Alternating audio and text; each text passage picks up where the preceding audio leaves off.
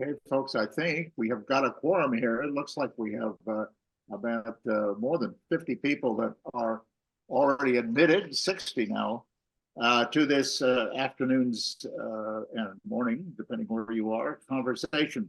I want to thank you all for joining us. I'm Jim Bitterman from CNN, and this is one of the largest crowds we've ever had for a CECI talk. The CECI, the Centre des Études de Communication Internationale, depends on you and events just like this one to raise scholarship funds for deserving communication students to attend classes at the American University of Paris.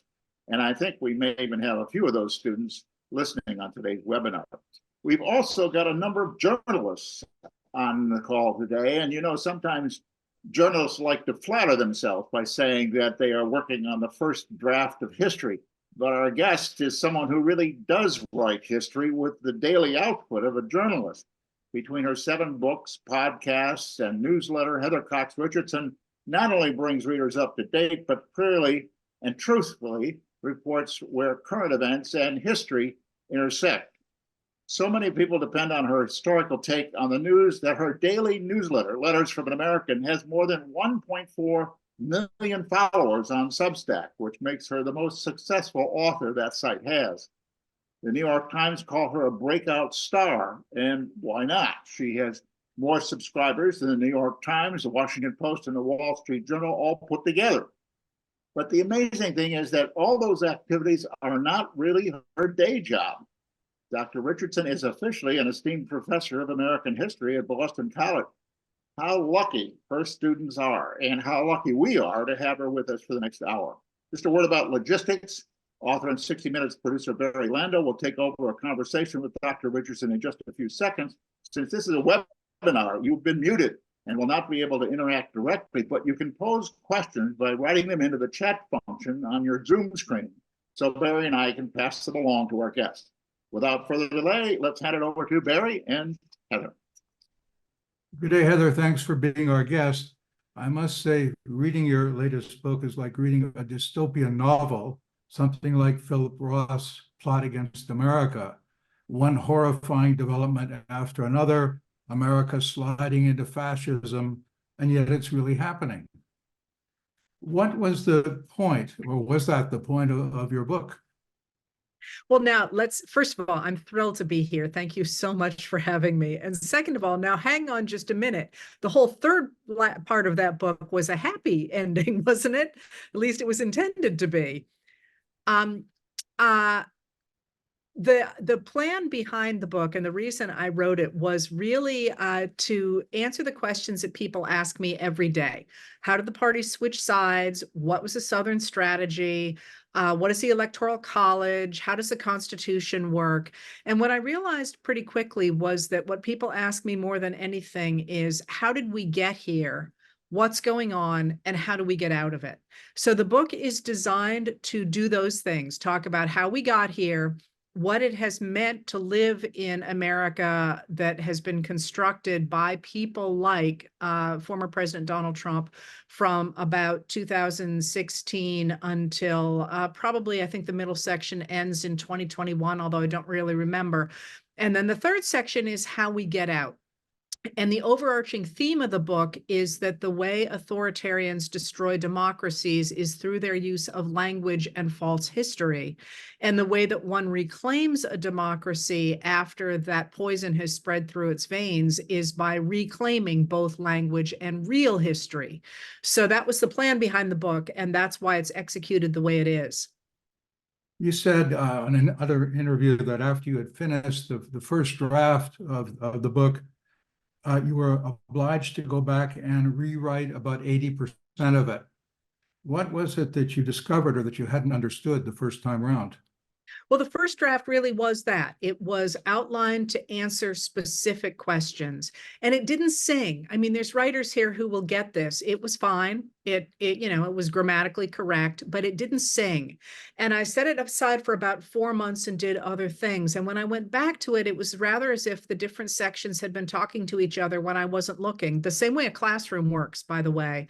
And what it had begun to talk about was that larger theme, the use of language, and crucially, the use of history in both the corruption and the rebuilding of a democracy. And so once I saw that, I had to go back and highlight those pieces and highlight the ways in which the former president used history and perverted history to serve authoritarian ends. And then crucially, that shaped the entire third section, which is essentially a how-to manual for reclaiming a democracy. And honestly, the funny part is that it was hard to write that book because I would write the book all day and then the letters at night. And I was teaching full time at the time. And I did have a podcast at the same time. And, I was, it was work. It was a lot of work. But when I went back to rewrite it, it took almost no time at all. I mean, like anything, once you see it, all you're doing is acting as the scribe to the vision that you see. And that's the part that, the book began to sing, I think.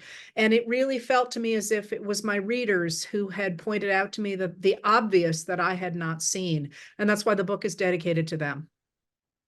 You describe in your book Donald Trump as basically just filling an historical role, that if Trump had not happened along, some other person with authoritarian instincts would have taken advantage of the situation. How important is Trump really to this? Well, so a lot of my work is in this field, in the rise of authoritarianism, is based on that of Hannah Arendt, who is the great scholar of totalitarianism, of course, and on Eric Hoffer, again, another student of authoritarianism, and the many writers who came out of World War II, looking at the use of language, Joseph Heller, of course, George Orwell, those people who looked at how you change societies through the use of language. And so the setup of the book is that Donald Trump is the obvious outgrowth of a population that has been primed to accept a strong man. And that comes largely from, as I say, Arendt and Eric Hoffer, whose 1951 book, True Believers, has really influenced a lot of the way I think, in which what he said was that, stop worrying about Hitler and Mussolini, as so many people were in the years after World War II. And instead of worrying about how they rose, look instead at why a population accepted them, because every generation has people who want to be a strong man, but only certain times do people accept the rise of those sorts of people. So let's look at those people. And what he outlined, and I think what Arendt was also looking at the time, was how you prime a population to accept the destruction of democracy and the rise of a strong man. So the first section of the book sets out the idea that Trump was a pretty logical outcome of the Republican Party and the language that it had been employing since at least Ronald Reagan. And of course, one of the problems that I'm not sure I talked about in the book, but that the Republicans found themselves in, was that in order to look as if they had incorporated a lot more populist voices into their party, what they had done is they had front-loaded low information voting states in their primaries, expecting that they would be able to direct to some degree to whom those primary voters gravitated. And of course, they fully expected that Jeb Bush in 2016, with his name recognition, would be the person who would walk away with the nomination, when in fact somebody else with greater name recognition came in and took over the party. That being said, one of the things that I sort of part company with other people on is that there's this cottage industry of, is Trump just another Republican, or is he something new? And I think the trick to him was that in 2016, he was in many ways just another Republican. In fact, he was more moderate economically than any other Republican who was running for the nomination that year. But he switched in office to turn his following into a movement. And in that, he employed a very different set of tactics than he used to rise in the first place. And that use of those tactics, the courting of street gangs, for example, the encouragement of street violence, the use of those sort of initial groups of violence as an arm of the state and eventually turning to them on January 6th to overturn the state is something very different than you saw in the period before 2016. So I guess I'm saying the answer for me to that question is both. He is both a reflection of the route that the Republican Party went down in really after the Civil Rights Act of 1960, the Voting Rights Act of 1965. And at the same time, he took that ideology and he married it to an authoritarian movement that gave us something brand new in American history. But why is it now that people are willing to listen to another version of history, to a false version of history? What is it in society, in the political system, that has brought that about at this particular time? What are the key factors? Well, there's two things there. There's the timing, which, as I say, reaching back to somebody like Eric Hoffer, would argue that the Republican base was primed to accept an authoritarian by a generation of language and a generation of legislation that hollowed out the middle class.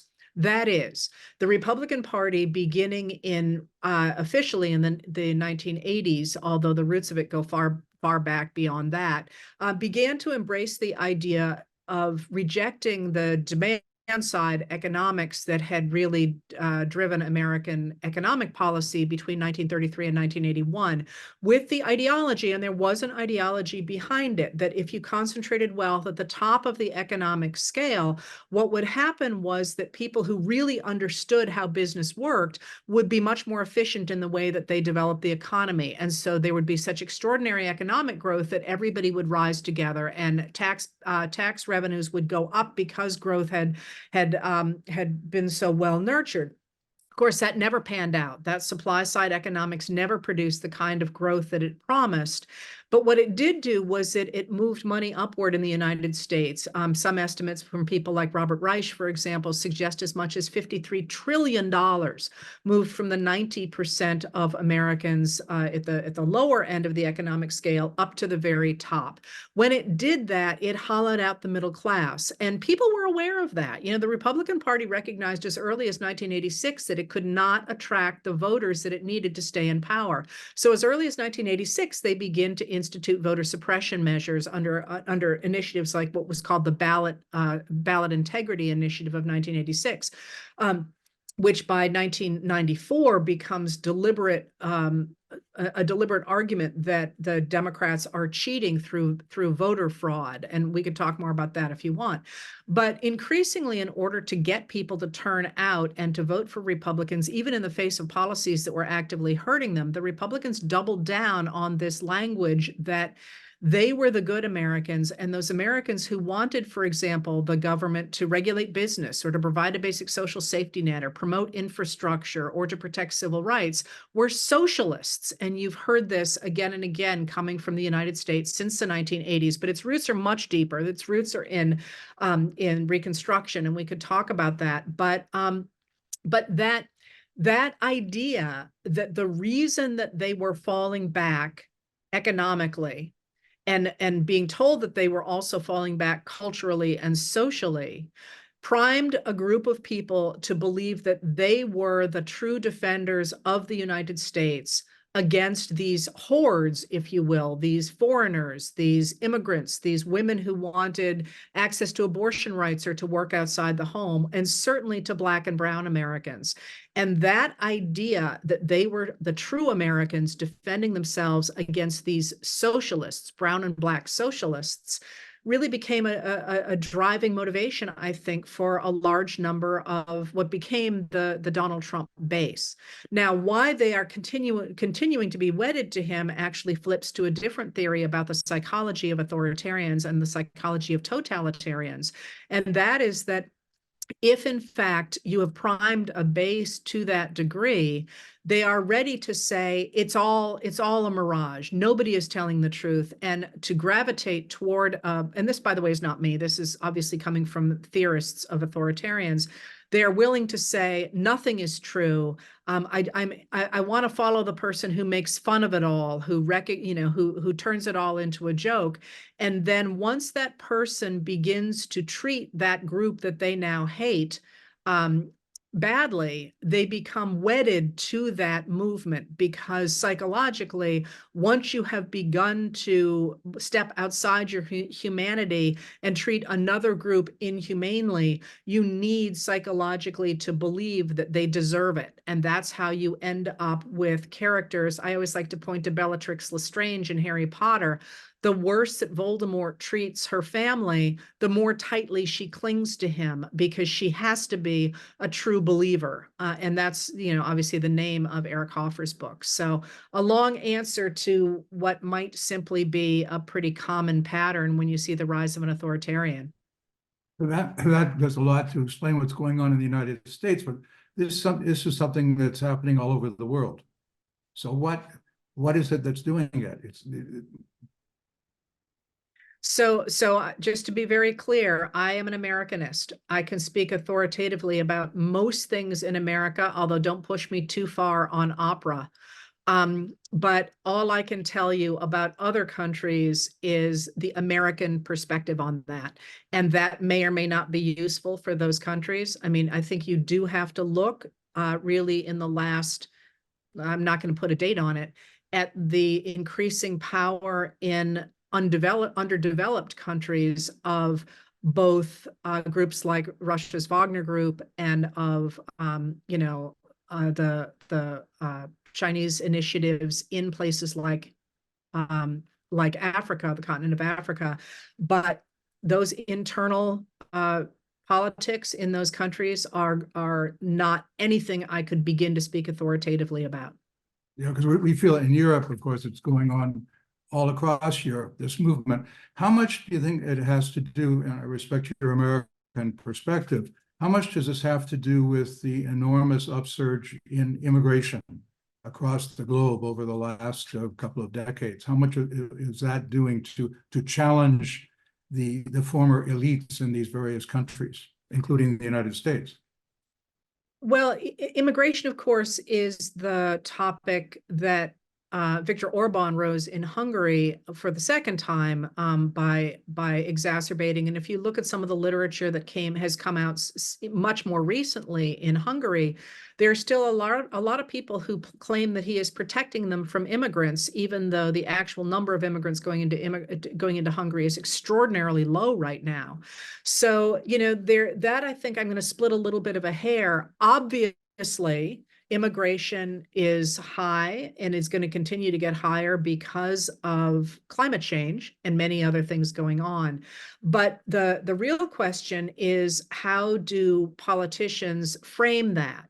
Do they frame it as they did in the United States in the 1860s as this incredible opportunity, so we should welcome immigrants? Or do they frame it as something terribly dangerous, as in the United States they did in the 1920s? So, our legislation went in the 1860s from we'd love to have as many immigrants as we can possibly get to 1924 when we said we don't want any immigrants at all. So, or very few. We need to have quotas for who comes from where. So I'll come back to immigration is a huge problem because of the way that it is framed, and certainly in countries like the United States, for the political issue that framing enables it to become. Yeah. Also, the questions of, say, artificial intelligence, social media, the internet, again, global forces. How much are they, do you think, how much do they have to do with what's going on in the United States and what has gone on in the United States over the past 10, 15 years, and what is likely to happen in the next few years? So I'm a bit of a contrarian, I think, on this. That is, social media has enabled politicians to manipulate populations. And this, as everybody knows at this point, is a deliberate strategy on the parts of countries that are trying to establish authoritarian rule. So you get the idea of, for example, of political technology or virtual politics coming out of Russia, although I don't think it came from Russia. I think you can see it, certainly you can see it in the United States as early as 1973, and probably before that. So there is definitely the ability to use social media in really nefarious ways, but every time, at least in the United States, that we have to deal with something new, with a new technology, some kind of new movement, there's always what I was thinking in my head as being the Wild West moment when people say, oh my God, this is going to be great. And then they go out and they try it, and then it turns bad really fast. And then they step back and then they regulate it, and it becomes part of United States society. So let me give you an example. If you think, for example, about the 1850s and the 1860s and the extraordinary crisis that the United States lived through at that time, what really drove it was the expansion westward. You know, people talk about the Civil War being a fight between the North and the South. Okay, it is, but it's over the West. Nobody knows quite how to incorporate the West with its multicultural people into a democracy. And that, of course, it becomes, by the end of the 19th century, incorporated into the United States system. Not necessarily all for the good, but they've figured out how to do it. Then you get industrialization. Same thing. Industrialization is going to be just the best thing that ever happened to the United States. They're not going to do it the same way Britain did. It's going to be just great.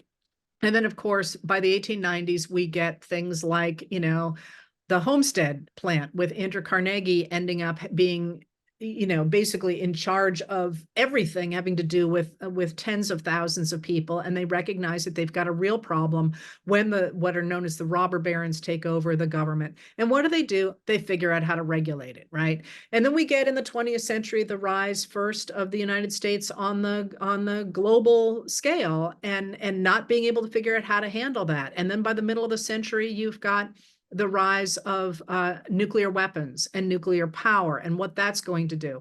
And all of those things are ones that seemed initially to be insurmountable for the United States to incorporate into a democracy. And one way or another, they always managed to do it. So I look at AI and social media now, and I recognize the extraordinary power of those tools, but we'll figure it out. We can figure it out. It's just that right now it looks like we're not going to be able to. That actually worries me far less than it does to most people. My dad, who was born in 1915, was a math guy, and recalled how when calculators first came in, they were ordered never to use calculators because it would rot their brains and they would not be able to do the math any longer.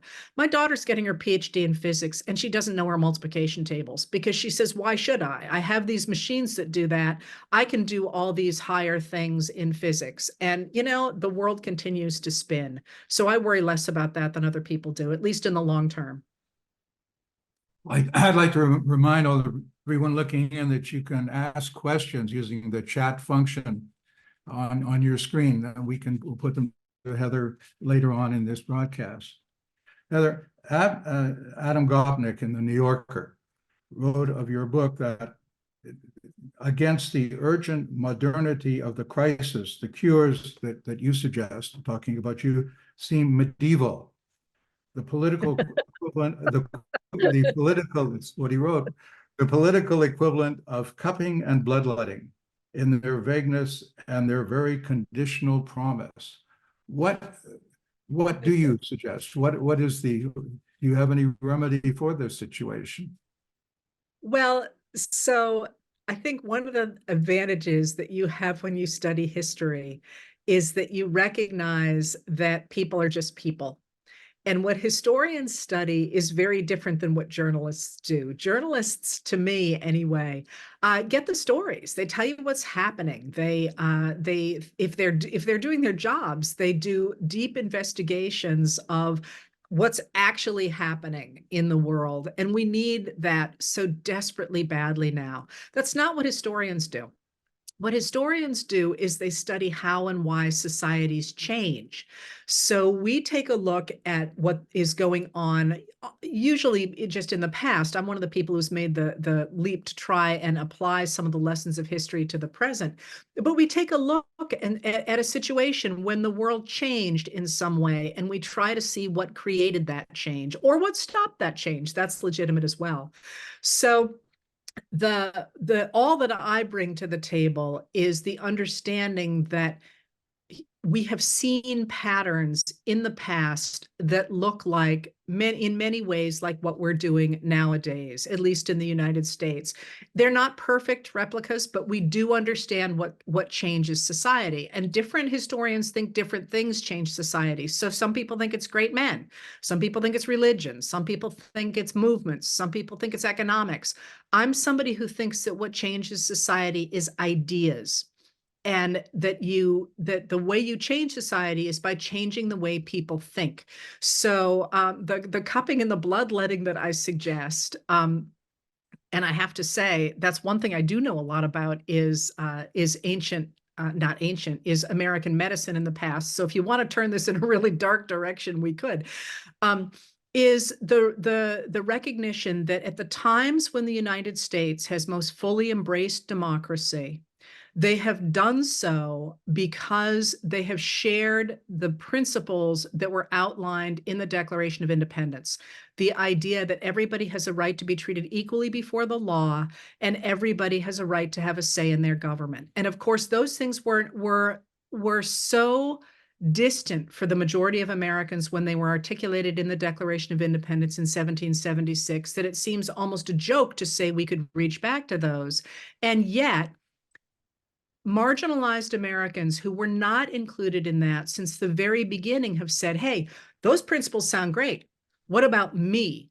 And I think it is not to be overlooked that a country that began by only empowering a very small minority of the people in it has expanded that recognition of equality before the law and the right to a say in your democracy, or right to say in your government, to the point that nowadays it is, or it at least was reaching toward the idea of truly being a multicultural democracy. And that seems to me a question that we ought to deal with. How did that expansion happen? And the answer that I provided was because people who had been excluded demanded on their inclusion in it. And those people who were included recognized that if in fact they did not permit the justice of that ideology, that their own rights were at stake. And so it is, in fact, quite an old way of looking at the world, but it's one that has stood people on this continent pretty well over time. Yeah, but again, do you have any specific things that you think could be done now? When I find, frankly, the third section of the book not that optimistic. It's interesting, but no plan for action. Looking at the Republican Party, for instance, today, it seems to be going exactly the opposite way. The reasons for Americans not to believe in democracy seem to be increasing rather than decreasing, as far as income distribution, massive immigration, etc.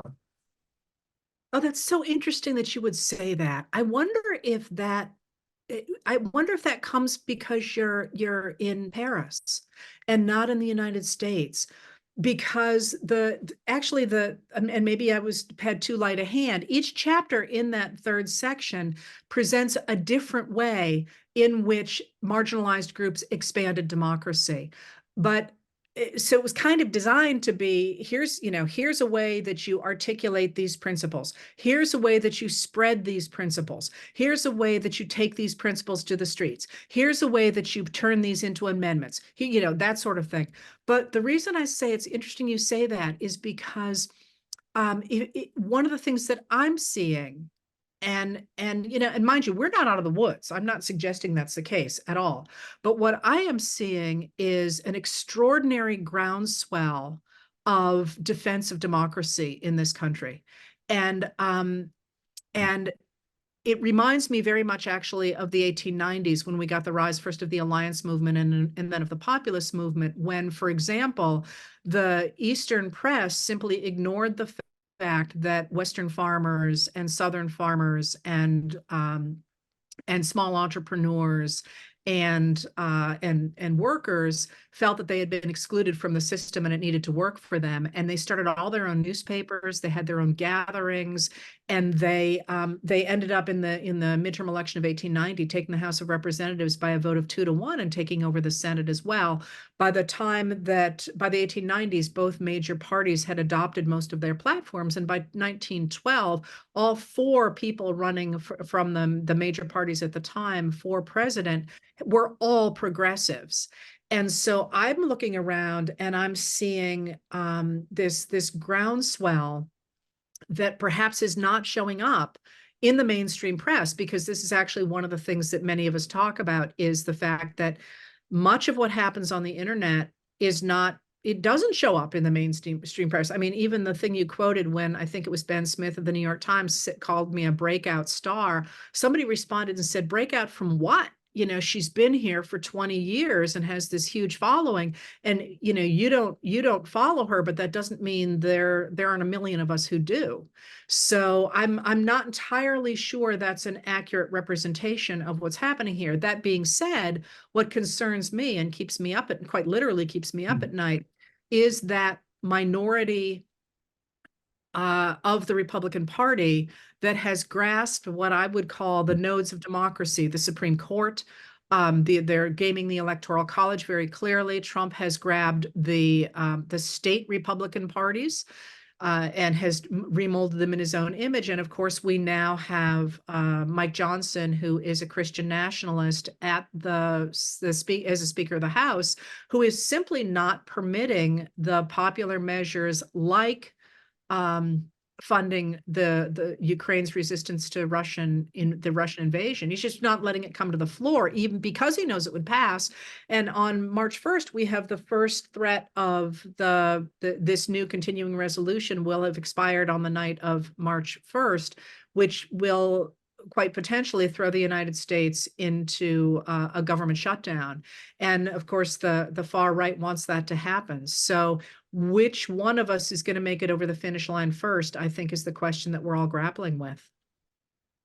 There's been suggested that one of the solutions for the coming electoral problem would be for Joe Biden to step down now, and for the Democratic convention to be thrown open to any possible nominations.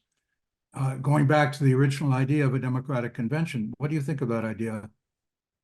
Spoken like somebody who has no idea at all about political history. There are some truisms in candidacies. One is that anytime a president is challenged from within the ranks, the party loses.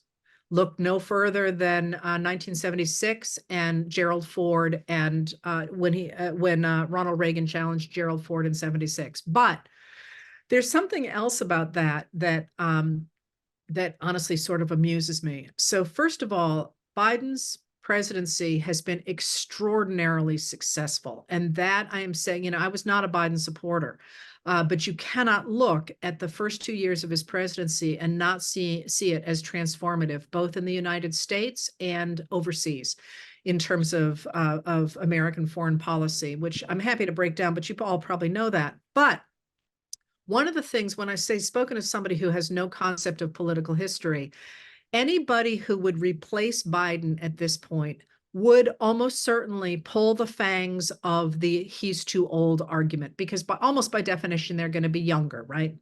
But first of all, why is the Republican Party hitting so hard on the age thing when their own candidate is only 4 years younger and has slipped quite badly? I watched his speech last night at the Christian Broadcasters Convention.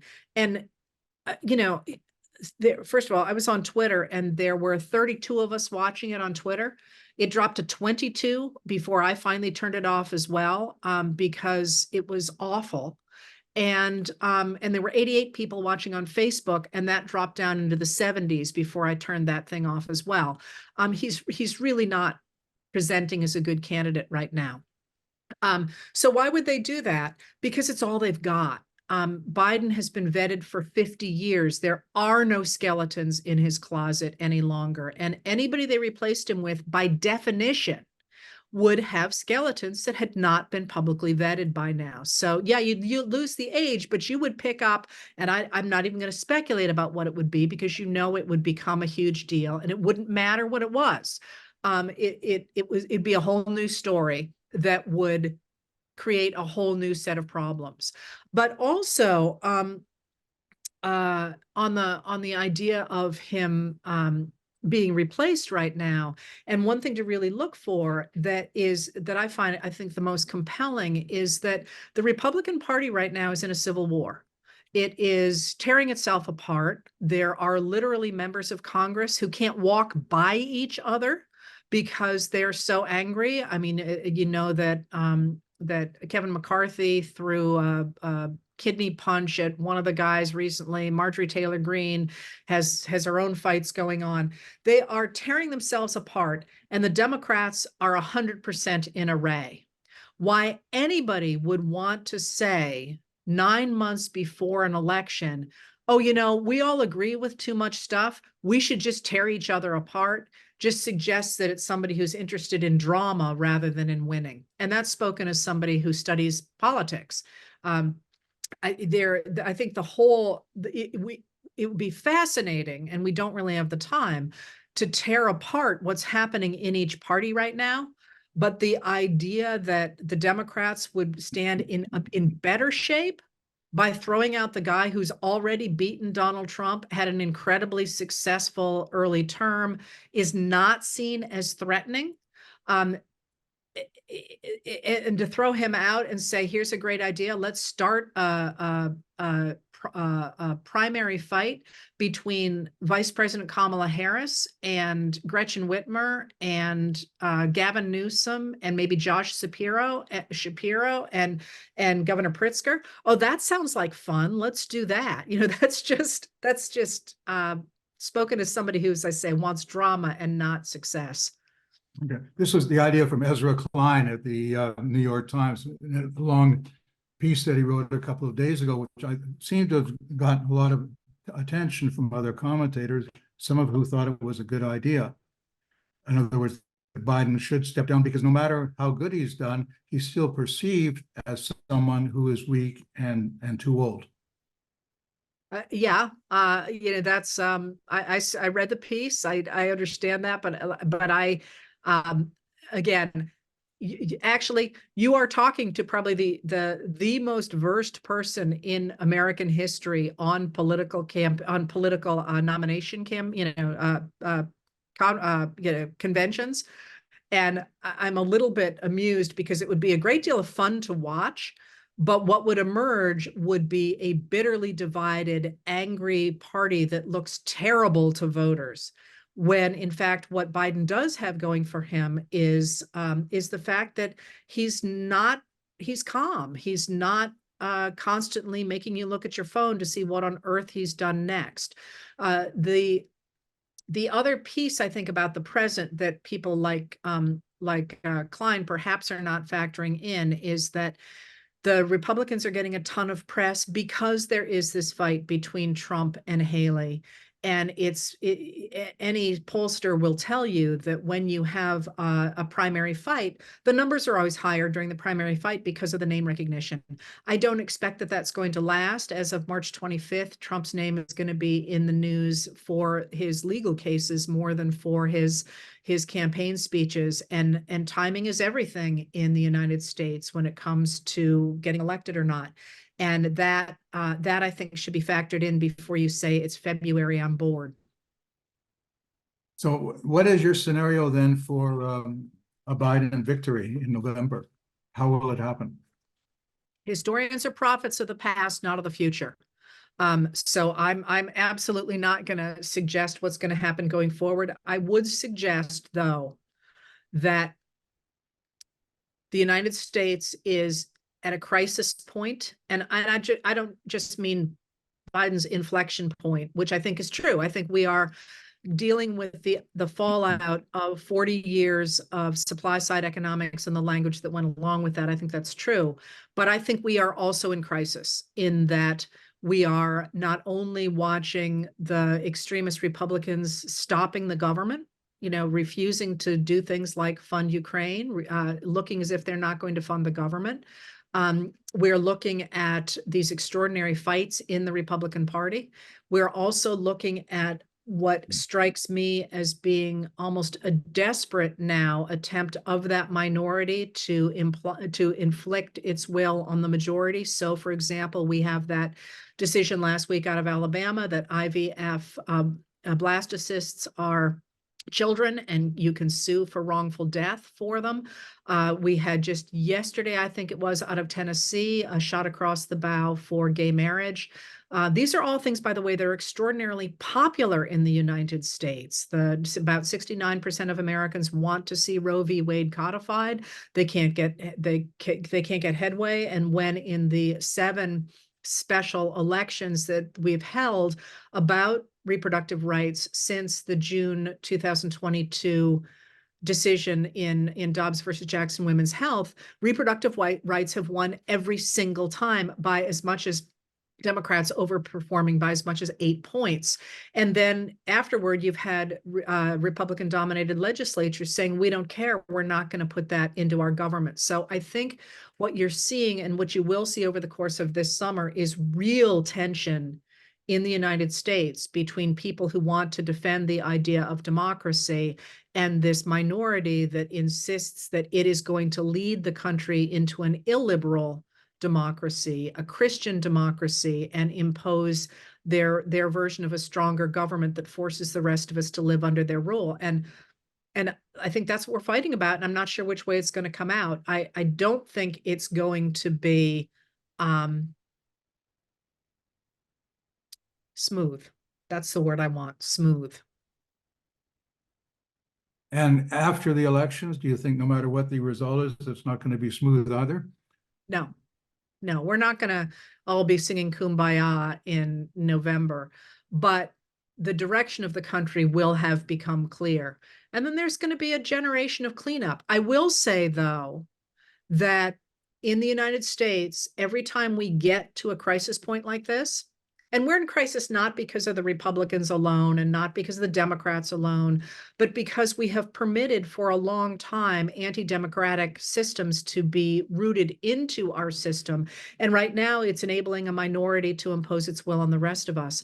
When we have a crisis like this, we tend to get a slate of constitutional amendments and new laws that reassert democratic values. And so I would expect either to see the United States fall into full-out authoritarianism, and that's not a throwaway. That could really happen. People don't think it could, and it could.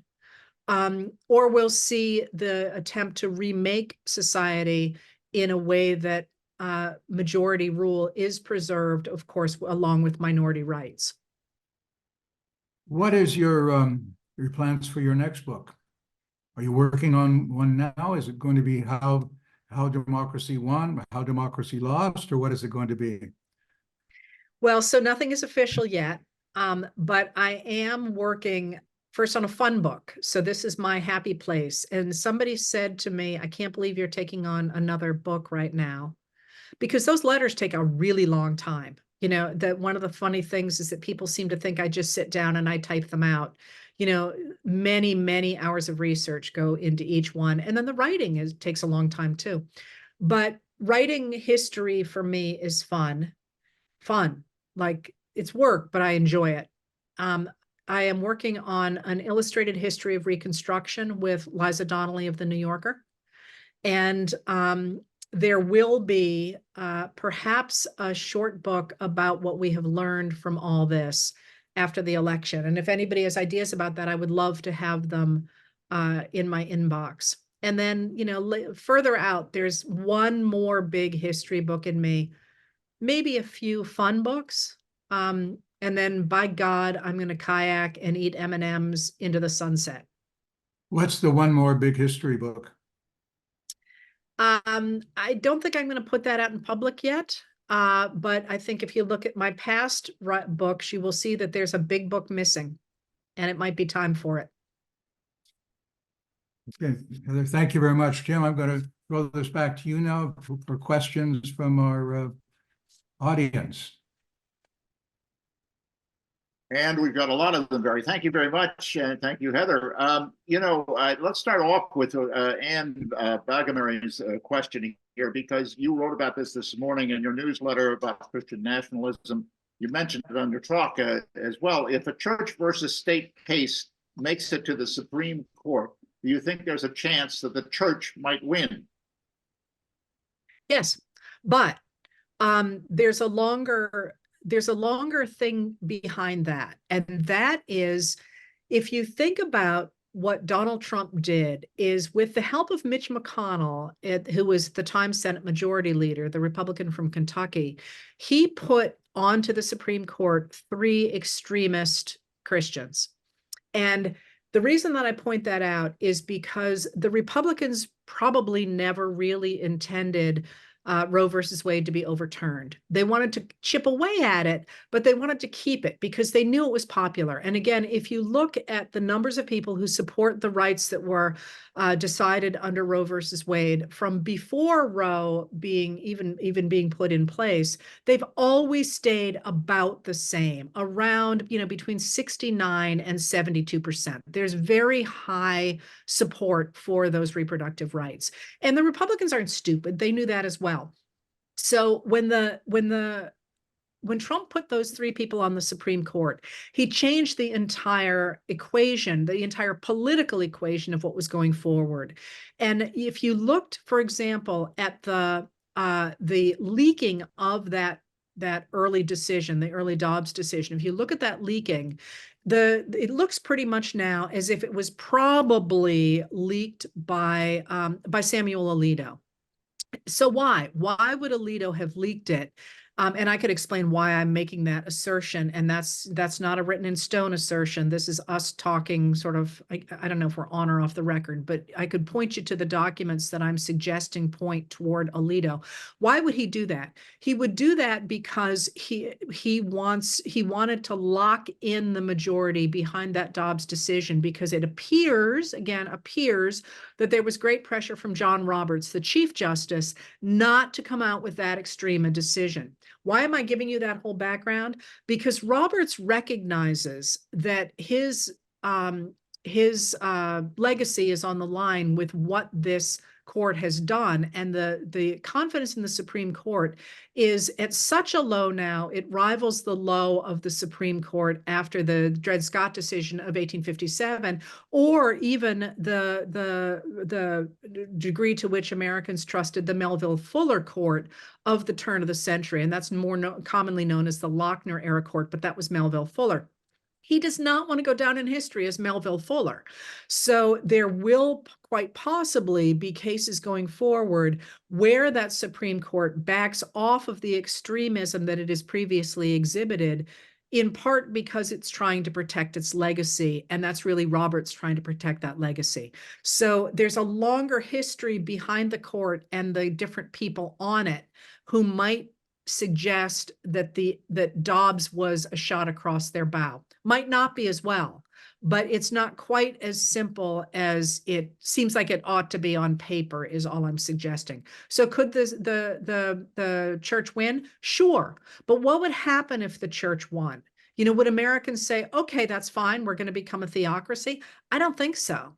So that's the real question. And I think that those are the kind of questions that anybody making those decisions might be interested in. That being said, the real case going forward is the one that deals with the Chevron decision.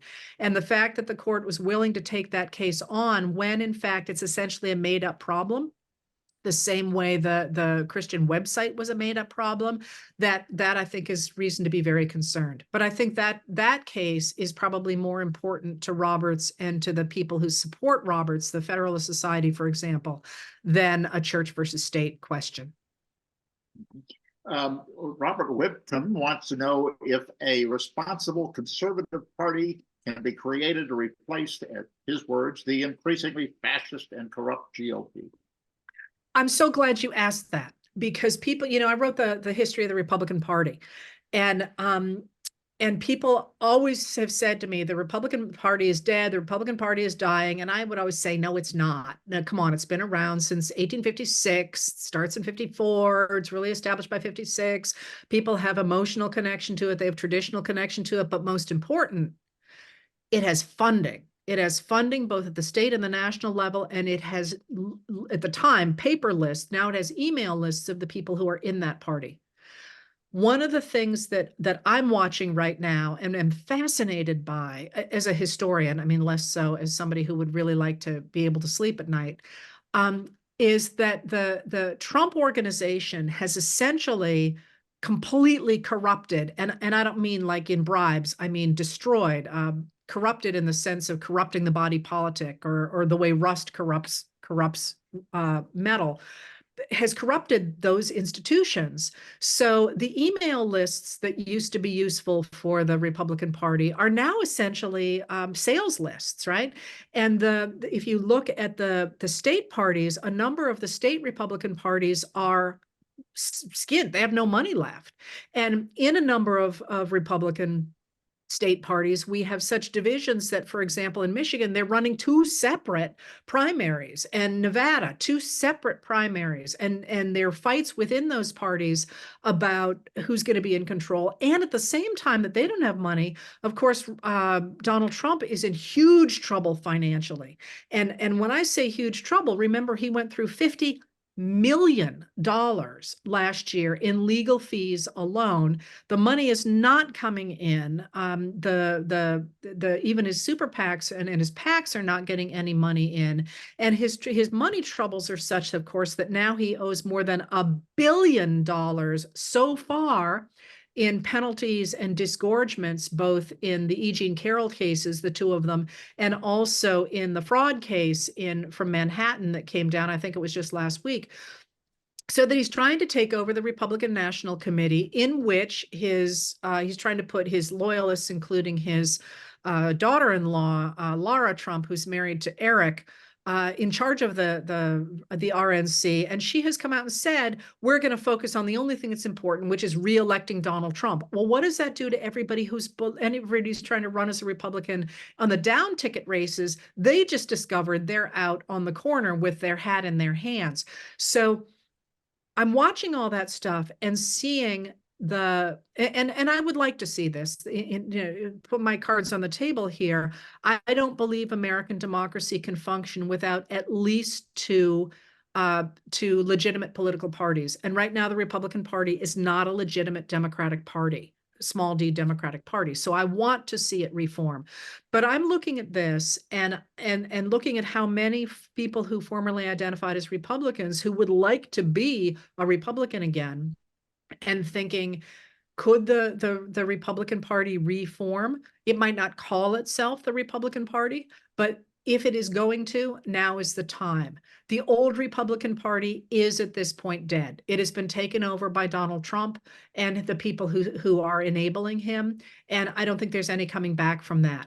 But the old principles of the Republican Party are part of America's DNA. The ones before Reagan, the ones that were Eisenhower and Teddy Roosevelt and Lincoln, those absolutely could be rebuilt. And I got an email. It was public. It went to other people as well the other day from James Garfield's great-great-great-grandfather, a grandson, whose name is also Garfield. And he wrote to me to say, I have left the Democratic Party and have joined the Republican Party. And I'm going to all of their meetings, and I'm speaking up at all their meetings because, by God, I'm the great-great-great-grandson of a Republican president.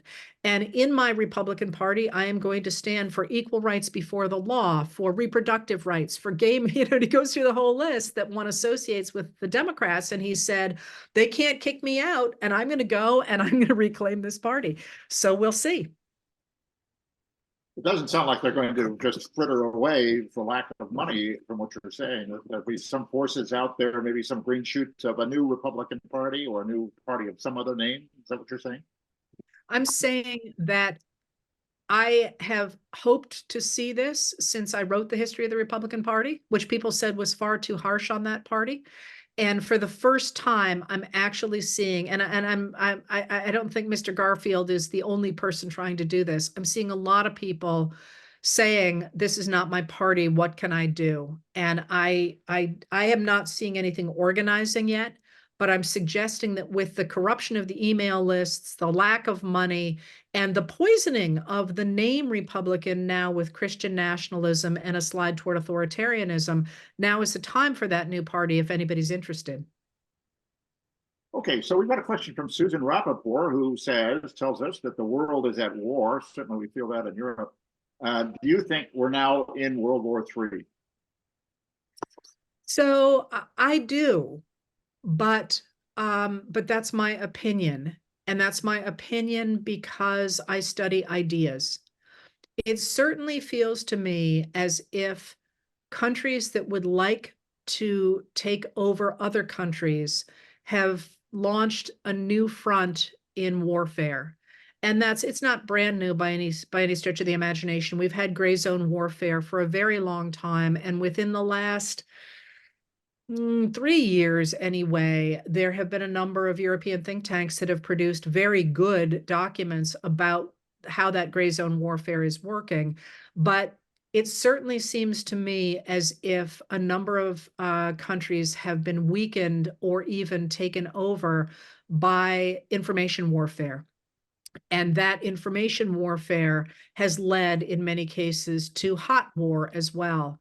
So, what I am trying to do is fight back against information warfare with true facts, with the hope and expectation that human beings ultimately will make good decisions if they're presented with real evidence and real facts. And I guess maybe at the end of the day, what we are really doing is plumbing the nature of humanity, if you will. Would people prefer to live in a fantasy world that gives them the illusion of power over their enemies? Or would they prefer to work together to build something that is good for everyone? I believe in the latter, but it certainly seems to be being tested these days. We're down to the last few minutes here, so I'm going to put a couple of questions together. On the American march towards fascism, one viewer wants to know how great the impact of 9/11 has been on the country's march towards fascism. And another viewer wants to know about how important, how central race is in the issue of authoritarianism. So I'm going to take those in the opposite order and suggest that the importance of race in the rise of authoritarianism in the United States is central, not least because that construction that I talked about earlier that really became central in the 1980s, that there were good Americans standing against those bad socialists who were feminists or people of color, is a trope straight out of Reconstruction, straight out of the idea that if you permit the Black American men to vote, they will vote for programs that create new roads or schools or hospitals, and those can only be paid for with white tax dollars because, of course, in the post-Civil War South, it was only white people, white men who had property. That trope is absolutely based in race. One of the problems that many people have when they talk about the United States is there's this question is, is the rise of authoritarianism based in class or is it based in race? And the trick in the United States is those two things cannot be disentangled. But also one of the things that I think we are underplaying in the United States right now is gender, that the misogyny at stake in this rise of traditionalism is absolutely central, and it's not being called out to the degree it should be, because so much of what is going on is a reaction to having people like Kamala Harris in power, who is not only a woman of color, she is also, of course, a woman. So I think those two things are very important.